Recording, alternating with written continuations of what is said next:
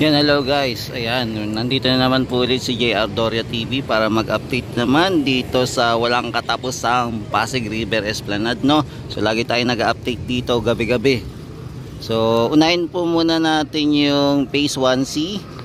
Then sunod naman po yung Plaza Mexico, Intendencia at saka itong Maestranza. Ikot-ikot muna tayo guys. Yan, so simulan na natin mga tropa. Let's go na, let's go. Huwag na natin patagalin.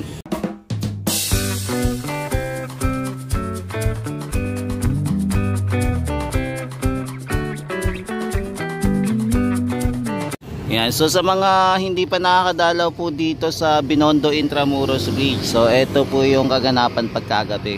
Ayan, so mapapansin natin na marami pong namamasyal pagkagabi dito. Yan, so ito naman po yung top view. Pag nandito tayo sa taas, makikita po natin yung Plaza Mexico naman. Yan, so ito po yung Plaza Mexico pagka nasa top view tayo ha. Yan, mamaya po bababa naman tayo dyan, mag-iikot-ikot din.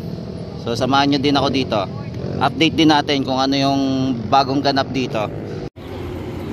Yan, dito naman tayo punta sa Pasig River Esplanade Phase 1C. So dito muna natin unahin na. Dito muna tayo una mag-ikot-ikot. Yan, so ito unahin natin tong hagdanan. So ngayon di pa rin po napifinishing itong hagdanan. So same pa rin po kung mapapansin natin, no? Wala pa po siyang finishing. So lubak-lubak pa rin po. Yan, so may mapapansin tayo kung saan na lang naitatapon yung mga basura dito, no? Sana, ayan. So still pinapaalalahanan natin yung mga kababayan natin maging dito po, oh. Mapapansin natin, di ba? Ang dami ng mga basura dito. Kaya dapat meron din maglinis dito. Siguro yung iba tinatapon dito yung mga basura. Yan, so yung Pasig River Esplanade po dito sa taas, sa roof deck, ayan, dagsana naman po yung namamasyal dahil po ngayon ng araw ay Sabado. Kaya mapapansin po natin marami po ulit namamasyal.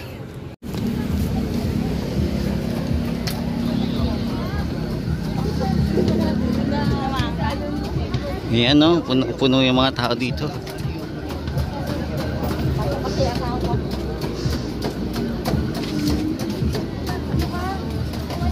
Ayan, halos kumpulan po yung mga namamasyal dito ngayon. Ang dami, ang dami.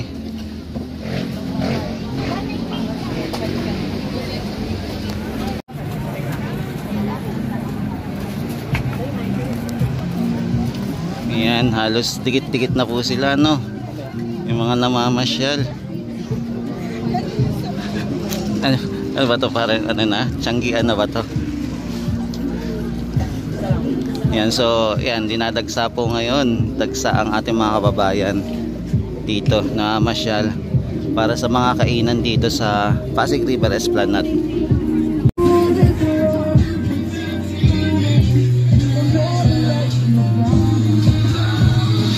Tapos dito may palaruan din. Ayan, kung gusto nyo pumunta, may palaruan din to.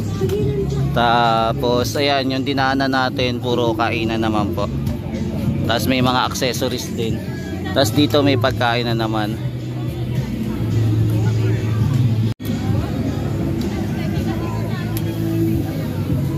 Yan, may napansin din tayong pusa. So sa ngayon dito muna karamihan yung namamasyal, no? Yan, kaya sana yung mga kalat lang mailagay sa maayos. Yan, medyo wala tayong napapansin masyado na ano, no? Na mga ayan, trash bin dito para kahit paano yung mga tinatamad magtapon ng basura makakahanap agad ng basurahan. Ayan, marami pong namamasyal ngayon. Ayan, katulad nyan dito, iniwan na lang po, diba? Kasi tapos nang gamitin hindi na kailangan. Yan, dito naman po yung mga parking lot para sa mga motor.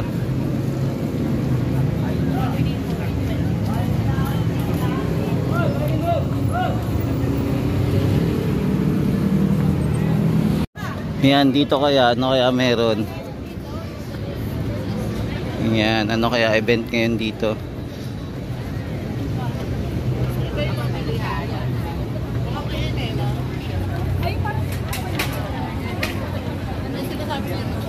Yan, di na natin naabutan kung ano event meron dito.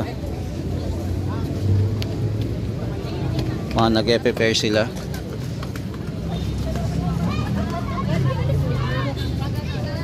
Yan, may shooting kaya o wala? Sir, ikaw pusok na mula pala. Yan, parang may shooting ata sila.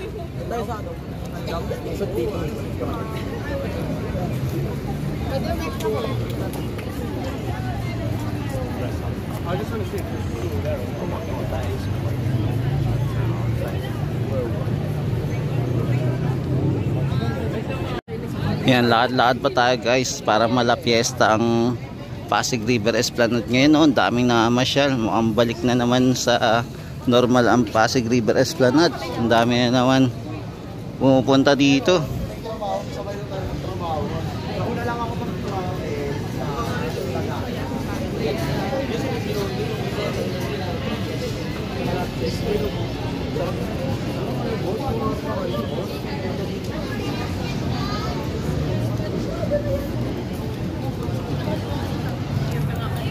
Yan, pag napuno na naman po yung mga tindahan dito, marami na naman po mamamasyal dito. At saka pag nakompleto na po talaga hanggang Plaza Meigo at saka sa Maestranza, sigurado mas marami pa pong mamamasyal dito sa Pasig River Esplanade. Grabe, buhay na buhay po ang mga kababayan natin dito, no? Yung mga namamasyal, ang dami. Ang dami po ngayon namamasyal. Halos nagsiksika na po.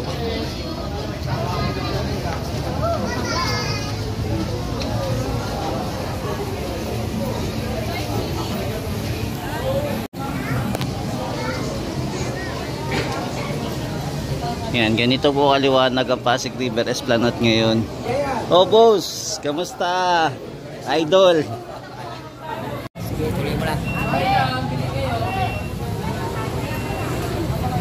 Yan, tapos nandito naman tayo sa entrance po.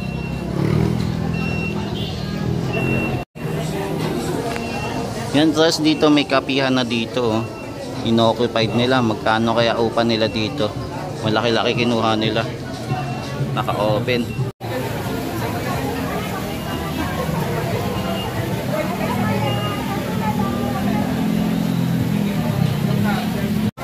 Yan noon, daming tao ngayon. Dinadagsa na po yung Pasig River Esplanade dito.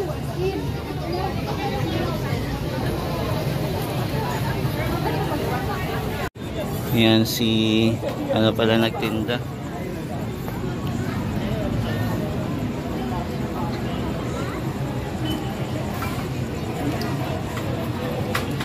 Yan, lakad-lakad pa rin po tayo. Ikot-ikot.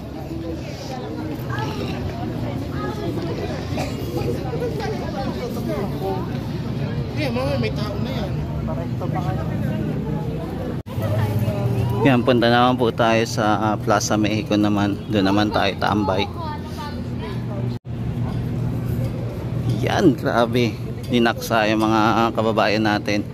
Marami po sila.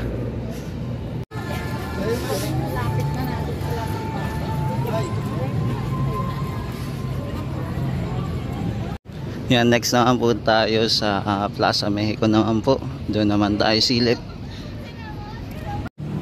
Yan, so dito naman tayo silip sa Plaza Mexico naman tayo daan. Dito naman tayo silip, Plaza Mexico naman. So ito na po yung itsura ng Plaza Mexico. Maliwanag-liwanag na. Tapos may mapapansin na rin tayo mga kababayan na naka-standby dito, no? Yan, so ito na po yung Plaza Mexico. Ganito na po siya kaganda at kaliwanag. Yan, so mapapansin natin may mga halaman pa rin dito na hindi pa natatanim. So may mga available pa.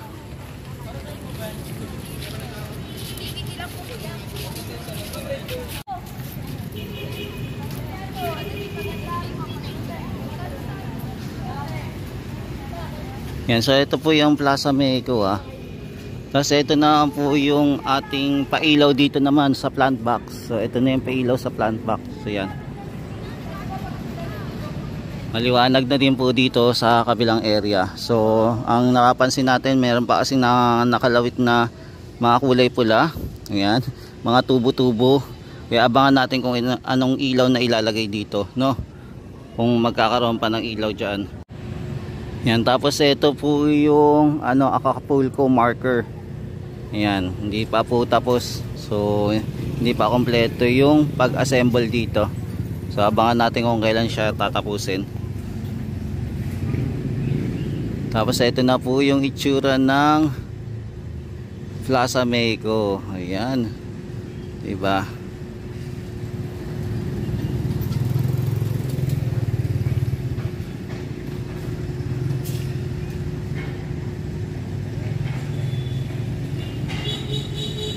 Ayan yung sidewalk dito na pinturahan na rin, no? Tapos may mga alba-taba to, yung zebra lane. Ayan, meron na din po. Tapos ito naman po yung intendensya. So ito po yung intendensya. Ayan, so ito yung intendensya. So continuous pa rin po yung ginagawa intendensya. Ayan. So abangan natin to kung kailan po matatapos tong building na to.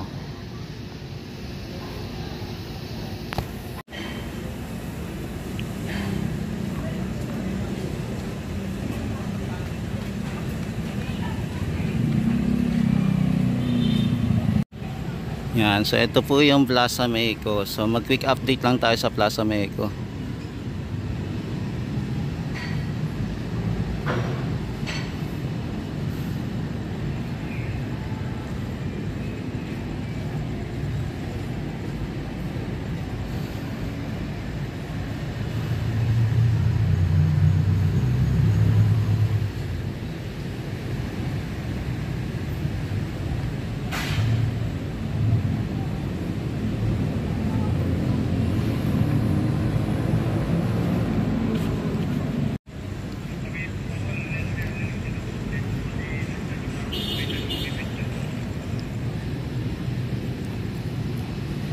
Yan, so napakaliwanag na po yung paligid, kahit po yung mga damuhan kitang-kita na rin po, diba? Makikita na din po natin yung mga damuhan na malinaw po sa pagkagabi.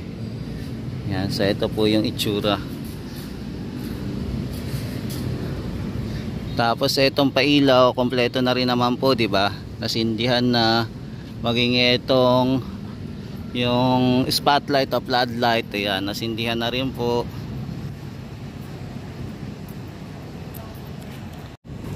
Yan, tapos dito may bagong update dito na sementohan na po dito sa area.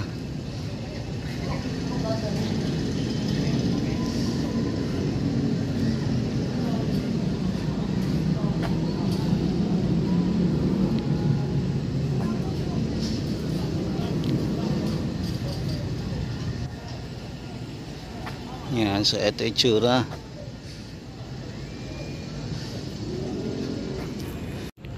Kasi ito naman po yung yung kabilang part po naman ng Plaza Mexico. Ayan. So dito mga poste ng ilaw hindi pa po na napapailawan, no, maging ito hindi pa rin po napapailawan, at saka ito rin po. Ayan. So meron pa rin po pending na hindi pa po napapailawan. Ayan, tapos ito ayan lang, nasa ilalim lang po siya ng tulay. So malapit lang po yung long bench dito sa pag may maglalakad dito sa area, so kitang kita sila, no. Ayan, depende na lang kung yung maglalakad dito medyo mababait at hindi ba gugulay niya nasa baba o kaya tuduraan, di ba? Sana wala naman.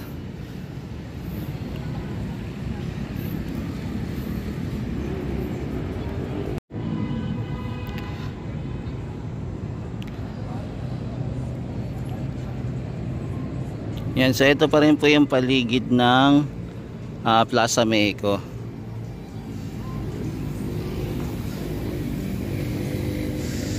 So mukhang binuhusan nila yung tubig, ito mga damo-damo, no. Yan, mukhang binuhusan nila.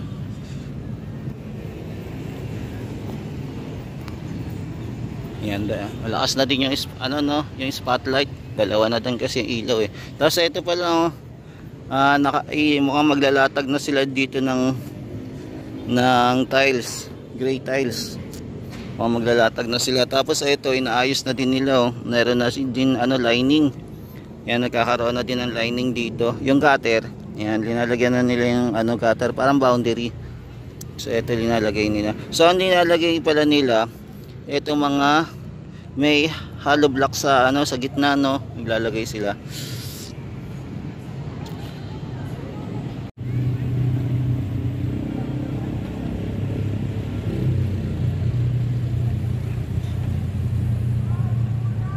Yan, so makikita pa rin natin yung mga building ng Binondo at saka itong Binondo Intramuros Bridge. Ayan, maispatan pa rin po natin dito. Yan, so ito po yung baluster, okay na po. Yan, so nasementohan na din po nila, di ba? Tapos dito na lang yung ilaw. Yan, so ito yung tsura. Ayan, napansin natin yung sa pagpapaputok po. Ayan, so may mga smoke na po. Tapos dito po pala naglagay na din po pala sila ng steel matting. So panibagong buhos na naman to mangyayari. So abangan na lang natin kung kailan po ulit magbubuhos. Mukhang aabot na po ito sa pagbubuhos sa Maestranza po. Yan, so abangan na lang natin yung complete details kung kailan po nila sisimulan yung pagbubuhos dito para mag-extend na po dito sa Maestranza po. Yan. So ito muna po yung quick update natin dito sa Maestranza po. Yan, so ito pa rin po yung Chinese marker naman.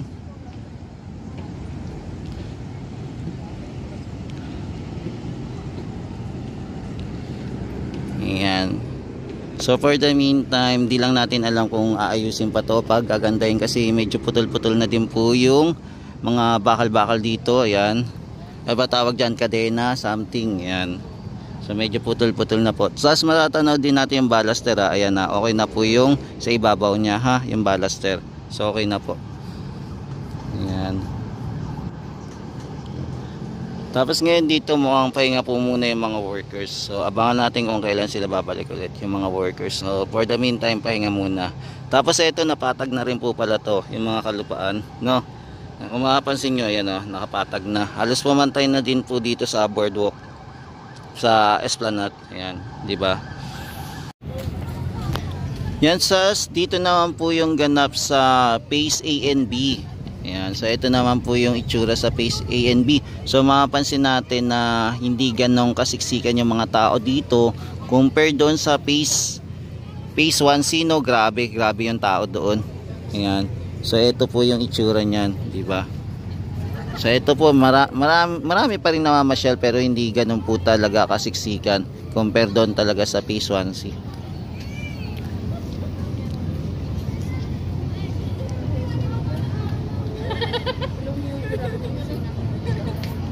Yan, tapos meron din pong ganap dito, hindi natin alam kung sino mag-shoot po. Ayan, pero may ganap din dito sa area. Yan, so meron pang mga tent.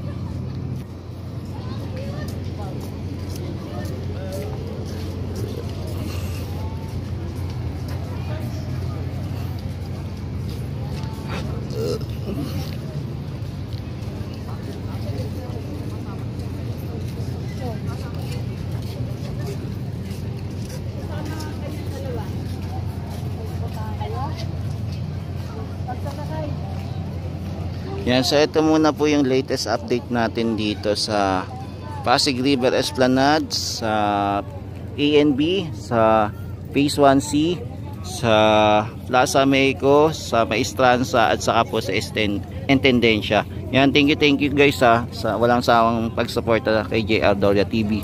Ingat-ingat po kayo and God bless. Mahalin po natin ang Pilipinas. Thank you po.